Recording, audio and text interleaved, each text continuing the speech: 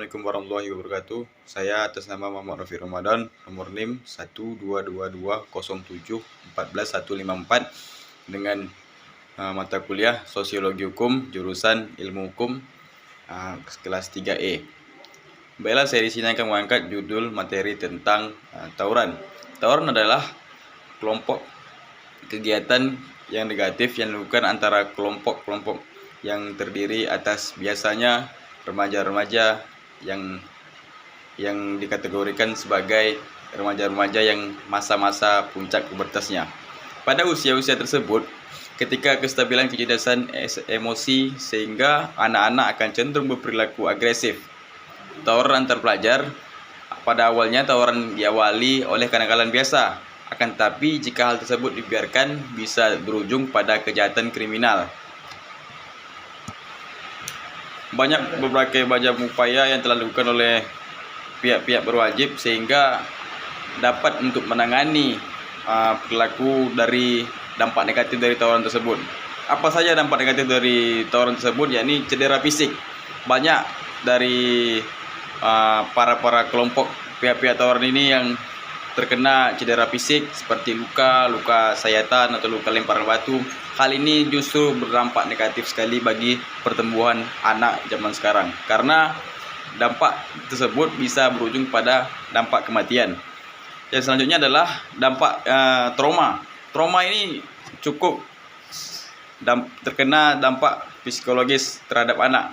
Jadi kenapa dampak tawuran ini bukan hanya orang yang tawuran saja yang kena dampak, tetapi orang yang juga hanya lewat atau masyarakat yang terdampak di sekitar perilaku kelompok tawuran tersebut terkena imbasnya. Jadi yang ketiga adalah gangguan keamanan. Gangguan keamanan sering terjadi longgarnya gangguan keamanan karena akibat dari kelompok perilaku tawuran tersebut.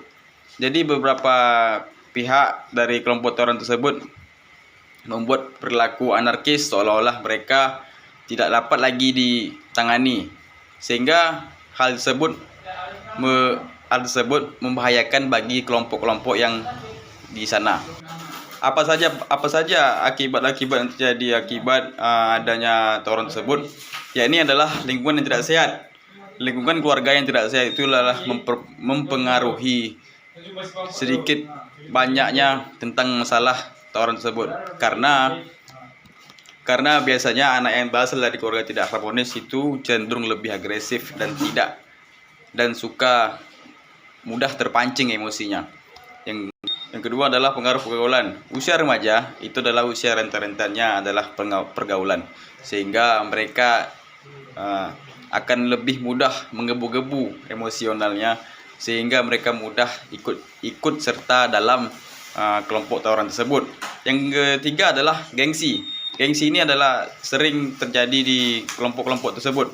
Apabila mereka tidak ikut atau tidak melaksanakan tawuran itu tersebut, maka mereka akan dibilang seperti cupu dan lain-lainnya.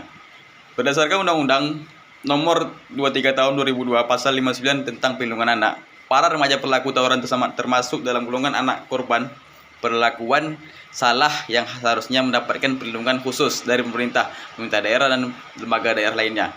Perlindungan yang dimaksud adalah dalam bentuk bimbingan nilai agama dan nilai moral, konseling dan pendampingan sosial. Hal tersebut perlu dilakukan karena para remaja mengambil keputusan untuk melakukan tawuran karena adanya faktor eksternal.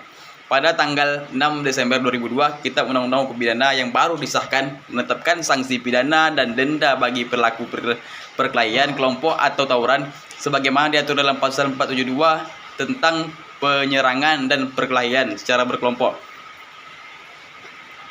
Sebagai pelaku tawuran dapat dipenjara hingga 2 tahun jika menyebabkan luka berat dan hingga 4 tahun jika menyebabkan kematian sebagai bentuk penghormatan bagi korban dan keluarganya serta sebagai upaya pencegahan tawuran antar pelajar dan semakin marak.